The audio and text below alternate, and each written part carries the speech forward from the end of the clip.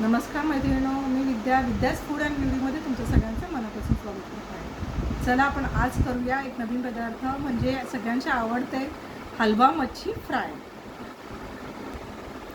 इथे मी एक मस्त मोठा हलवा आणलेला आहे, तो स्वच्छ करून घेतलेला आहे. तर त्याच्यामध्ये आधी आपण मॅरिनेशनला ठेवूया. त्याच्यासाठी मी आगळ घालते आहे, कोकम आगळ वापरते मी. तुम्ही लिंबू रस वापरू शकता. 2 चमचे आलं लसूण पेस्ट आहे. ही चमचा छोटा असल्यामुळे मी जास्त वापरते आहे. आणि इकडे मी मीठ, लाल मसाला, हळद, धना जिरे पावडर आणि थोडी कोथिंबीर घेतली, तेही आपण इथे टाकून घेऊया.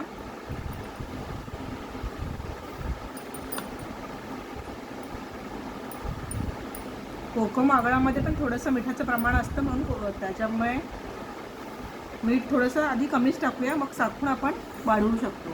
आता हे सगळं कालवून घेऊन एक 15-20 मिनटं मॅरिनेशनला ठेवू.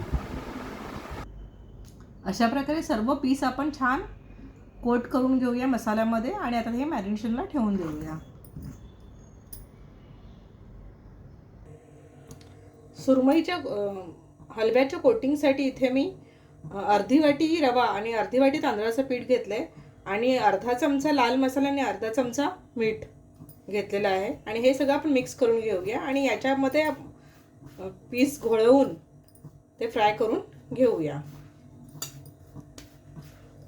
छान असं हे मिक्स करून घेऊया आपण.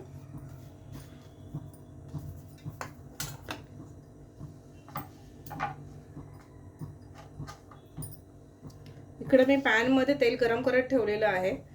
त्याच्यामध्ये मी हे लसूणचे पीस आहेत ते टाकते, म्हणजे आपलं तेल खूप छान असं चविष्ट होतं.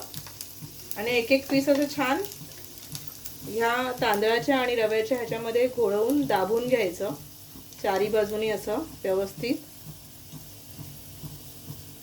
आणि मग ते मच्छीमध्ये तेलामध्ये सोडायचं. असं एका आपल्या पॅनमध्ये किती राहतील तेवढे पीस आपण ठेवूया ह्याच्यामध्ये. खूप गर्दी करायची नाही.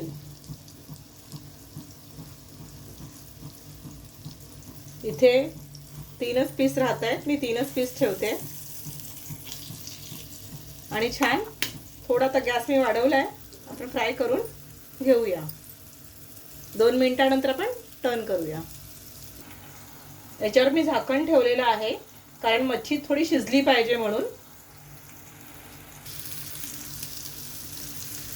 झाकण काढले मच्छीचं मी. आपण आता ते टर्न करून घेऊया. हे बघा, मच्छी छान शिजली एका बाजूने. आणि थोडंसं आपण तेल सोडूया.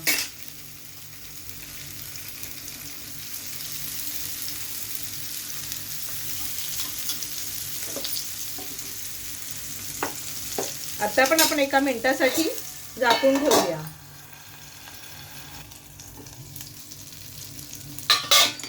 झाकण काढलंय मी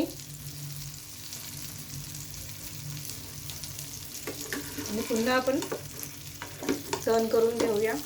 बघा, छान पीस आपले फ्राय झालेत. आता थोडेसे कडक करून घ्यायचे. आता झाकण न ठेवता आपण एखाद मिनिटभर आपण हे फ्राय करून घेऊया.